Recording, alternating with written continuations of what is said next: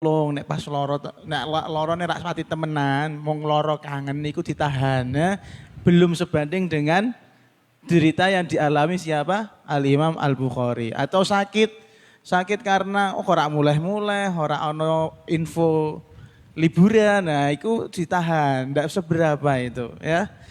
Koyok dene wong poso. Poso niku berat, apalagi dilakukan di waktu musim panas. Wah.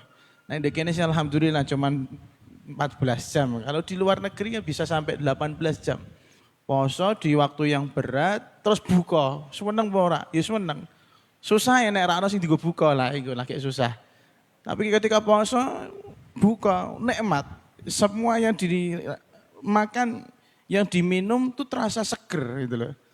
Bisa mensyukuri. Mungkin seperti itu. Allah Subhanahu wa taala menjadikan Imam Bukhari di akhir hayatnya mendapatkan hinaan-hinaan yang dibangun karena siasat politik itu yang ngoten niku.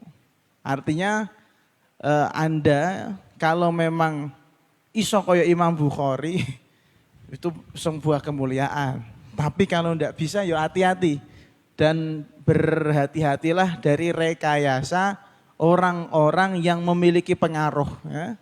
Makanya di antara permintaan Rasulullah SAW atau ajaran doa yang diajarkan itu di antaranya adalah wala tusallit alaina man la yarhamuna wala apa ya al-kamakal.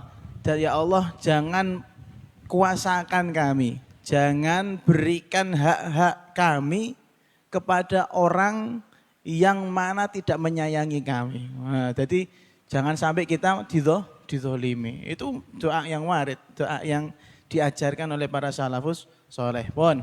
Sekarang kita menginjak pembahasan tentang pengarang daripada Tajridus Shoreh. Ya katakanlah orang yang mencetuskan kitab Tajridus Shoreh. Di situ mungkin kalau ada namanya Al-Imam Ahmad bin Ahmad. 2 kali berarti. Al-Imam Ahmad bin Abdul Latif bin Abu Bakar Abul Abbas. Ahmad bin Abdul Latif bin Abi Bakar Abul Abbas Zainuddin Asyarji Al-Hanafi. Yang terkenal dengan Al-Imam Az-Zabidi. Yang terkenal dengan nama Al-Imam Az-Zabidi. Di sini dikatakan bahwasanya Al-Imam Az-Zabidi lahir pada malam Jumu'ah tanggal 12 Ramadan. Masya Allah. Malam Jumat tanggal 12 Ramadan tahun 812 Hijriah. Tahun 812 Hijriah.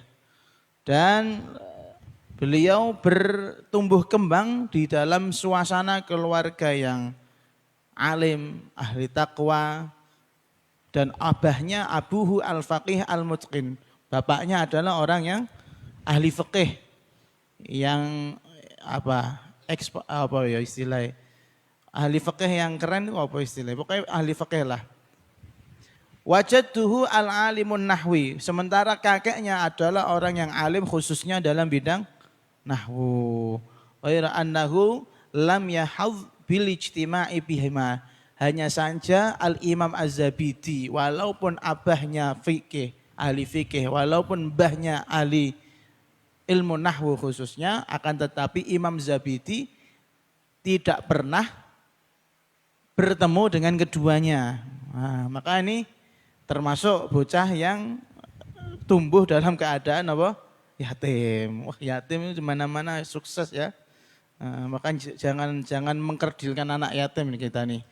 Jangan mereka sukses. Ya takutnya nggak sukses gitu loh. Tapi jangan mereka sukses ya ini. Terus kemudian beliau belajar pada beberapa guru. Di antaranya beliau juga belajar di Mekah. Walaqiya bi Makkah jama'atan minal ulama. Beliau belajar di Mekah dengan beberapa ulama, di antaranya adalah Al-Imam Muhammad ibn Ahmad Al-Fasi. Itu masyhur di dalam beberapa sanad riwayat ada nama Al-Imam Muhammad ibn Ahmad Al-Fasi. Dan tapi beliau banyak sekali beristifadah kepada al-muhaddits Asy-Syaikh Sulaiman bin Ibrahim Al-Alawi. Pun, itu sekilas tentang Imam Ahmad bin Ahmad Az-Zabidi. Di antara kiai atau masyayikhnya Imam Az-Zabidi yang lain, itu yang terkenal adalah Al-Imam Al-Hafidh Ibnul Jazari yang ngarang Qiraah Sab'ah kalau nggak salah, yang termasuk pencetusnya Qiraah Sab'ah. Al-Imam Ibnul Jazari kalau Anda perhatikan di sanadnya Abuya, itu sampai Al-Imam Ibnul Jazari, Muhammad bin Muhammad Ibnul Jazari Ad-Dimashqi. Itu yang terkenal. Terus itu kan gurunya. Kalau muridnya Az-Zabidi diantaranya siapa? Al-Imam Bahraq Al-Hadrami. Al-Imam Bahraq Al-Hadrami. Saya punya kitab beliau yang bernama Al-Hadiqatul Aniqah fi Syarhil Urwatil Wathiqah. Terus yang terkenal juga di antara muridnya Al-Imam Az-Zabidi adalah Sayyid Abdurrahman bin Ali Ad-Dibai yang ngarang Maulid Dibai. Di sini belum pernah baca Maulid Dibai ya, hanya sesekali gitu ya. Itu pun enggak full gitu.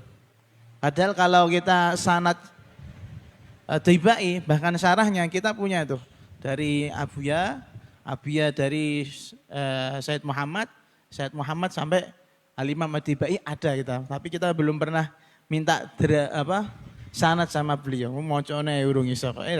Sabar, yang penting iso mocone sik. Pun. Kemudian wafatnya beliau wa ba'da hayatin qadhaha fil ilmi wat ta'lim. Beliau habiskan hidupnya untuk belajar dan ilmu, untuk mengajar dan ilmu. Dan beliau meninggal wadzalika yaumas sabti. Beliau meninggal hari Sabtu tanggal 9 Rabiul Akhir tahun 893 Hijriah. 893 Hijriah. Tadi beliau lahir 812, meninggalnya 893. Sekitar 80-an tahun beliau hidup ya. Terus ini kita langsung loncat ke pembahasan tentang, atau kita bukalah langsung muqaddimah yang ada di kitab Mukhtasar Tajridus Shoreh. Kita baca secara sardan saja, tidak usah kita maknani. Bismillahirrahmanirrahim. Wa bihi nasta'in. Khutbatul kitabi. Kalau enggak paham khutbah, kitab kok dikhutbahi ya cuma ngono sampean. Pembukaan sama itu. Di situ ada ya, ada nggih, kita baca. Alhamdulillahil bari'il musawwiril khallaq. Al-Wahhabil Fattahir Razzaq Al-Mubtadi'i bin ni'ami qabla al-istihqaq. Wassalatuhu wa salamuhu ala rasulihil ladzi ba'athahu liyutammima makarimal akhlaq wa faddalahu ala kaffatil makhluqina ala al-itlaq hatta faqa jami'al baraya fil afaq wa ala alihil kiramil mawsufina bi kathratil infaq wa ala ashabihi ahli ta'ati wal wifaq salatan daimatan mustamirratan bil asyi wal isyraq. Amma ba'du. Iso sampean gawe muqaddimah to niku. Gawe ngono ya sanggerane te copy paste paling enak. Fa'lam anna kitabal jami'is sahih lil imamil kabiril awhad muqaddami ashabil hadits Abi Abdullah Muhammad ibn Ismail ibn Ibrahim al-Bukhari rahimahullah ta'ala min a'dhamil kutubil musannafati fil islami wa aktsariha fawaida. Kata beliau, ketahuilah bahwasanya kitab Sahih Bukhari yang dikarang oleh Al-Imam Abi Abdullah Muhammad bin Ismail bin Ibrahim Al-Bukhari adalah salah satu kitab teragung yang pernah dikarang dalam dunia keislaman, dan tentunya wa aktsariha fawaid, dan juga banyak sekali faedahnya.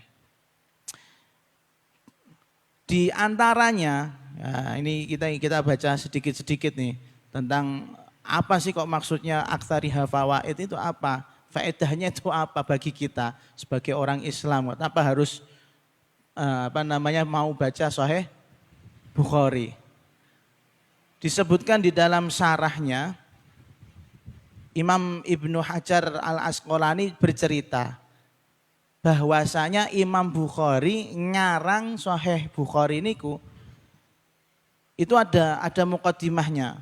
Dulu dikatakan sejarah pengumpulan hadis di zamannya Kanjeng Nabi, zamannya sahabat dan zamannya tabi'in yang awal-awal itu tidak terkumpulkan dengan baik, tidak terdokumentasi. Berarti hadis itu dihafalkan di kepala. Nek wonge mati otomatis ya sak hadise melu hilang. Paham sampean nggih? Jadi mulai zaman Kanjeng Nabi, sahabat dan tabi'in, kebanyakan hadis itu belum ditulis. Kenapa belum ditulis? Takut kalau orang tidak bisa bedakno antarane endi sing Quran, endi sing hadis. Wong Jawa ae ana wong Arab miso-miso diamini kok. Iya, saking ora artine bahasa Arab. Anta kalbun, anta kirdun misalnya gitu. Amin, malah ngono. Ya kan kuatirnya kayak ngono. Nah, ini wong Jawa ini. Maka dari itu akhirnya para sahabat, para tabi'in mengambil sikap. Ya sudahlah, hadisnya Kanjeng Nabi tidak usah ditulis, tidak apa-apa. Yang penting Qur'annya terdokumentasi. Hingga dan alasan kedua kenapa enggak ditulis? Ya karena mereka punya kebiasaan sekali dengar langsung hafal. Sekali dengar langsung hafal. Maka mereka enggak butuh yang namanya nulis-nulis. Enggak butuh yang namanya nulis-nulis.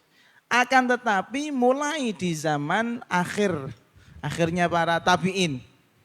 Akhir para tabi'in terjadi sebuah peristiwa yang besar. Yaitu munculnya bid'ah-bid'ah yang dimunculkan oleh golongan-golongan non ahlu sunnah wal jamaah. Boiku Mu'tazilah, boiku Qadariyah, Khawarij. Itu mereka bermunculan dengan mendatangkan argumentasi-argumentasi yang sekiranya kalau didengar orang awam itu berubah akidahnya. Maka dari itu ada sebuah gerakan yang masif yang disadari oleh para ulama, yaitu mulai mengumpulkan hadis. Sampai gerakan ini dimotori oleh Al-Imam Umar bin Abdul Aziz. Al-Imam Umar bin Abdul Aziz. Maka kita lihat Al-Imam Umar bin Abdul Aziz sebagai khalifah itu menyuruh para ulama, ayo kirim surat ke fulan, kirim surat ke fulan, dan diantaranya kirim surat ke Al-Imam Ibnu Syihab Az-Zuhri. Nah, yang terkenal di Madinah ada orang namanya Al-Imam Syihab Az-Zuhri. Itu beliau disuruh untuk mengumpulkan semua hafalan beliau terkait hadis. Karena perintahnya hanya mengumpulkan, maka yang mereka hafal itu juga semuanya ditulis, termasuk qaulu tabi'in masuk, qaulu sahabah masuk. Jadi antara hadis, perkataan para sahabat, perkataan tabi'in, bahkan kadang madhab beliau sendiri masuk di dalam buku-buku yang mereka kumpulkan. Paham sampean? Berarti hadis masih tercampur. Dan ini masih kita bisa lihat jejaknya, yaitu di kitab Al-Muwatta miliknya Imam Malik. Al-Muwatta milik Imam Malik. Di kitab Muwatta Imam Malik itu kalau kita baca kitab Muwatta itu ada riwayat tentang hadis, kemudian setelah itu qaulu sahabah, kemudian qaulu tabi'in, dan terkadang qaul beliau sendiri. Jadi nek wong sing ora pinter temenan ora iso bedakno. Wah iki hadis iki rawahu Imam Malik fil Muwatta barbarane qaulu tabi'in. Nah, khawatir seperti itu. Nah, makanya nek urung alim temenan kok maca kitab Muwatta ya, iku bisa dikhawatirkan yang bukan hadis nanti diarani napa? Hadis. Pun. Dan kemudian akhirnya ada masa setelah Imam Malik dan teman-temannya dan sekurun-kurunnya itu, masanya Imam Bukhari datang. Dan beliau melihat seperti Imam Bukhari dan beberapa imam lain, ada Imam Ibnu Khuzaimah, ada Imam Ibnu Hibban, itu beliau itu melihat, wah kitab-kitab ini masih belum enak kalau dibaca oleh orang awam. Ya, itu tadi, kuatirnya orang hadis diarani apa? Hadis. Qaulu tabi'in jadi qaulu nabi, ya repot itu. Mereka dan alasan kedua, mereka melihat di dalam buku-buku ini masih banyak sekali sejumlah hadis-hadis yang dhaif bahkan palsu.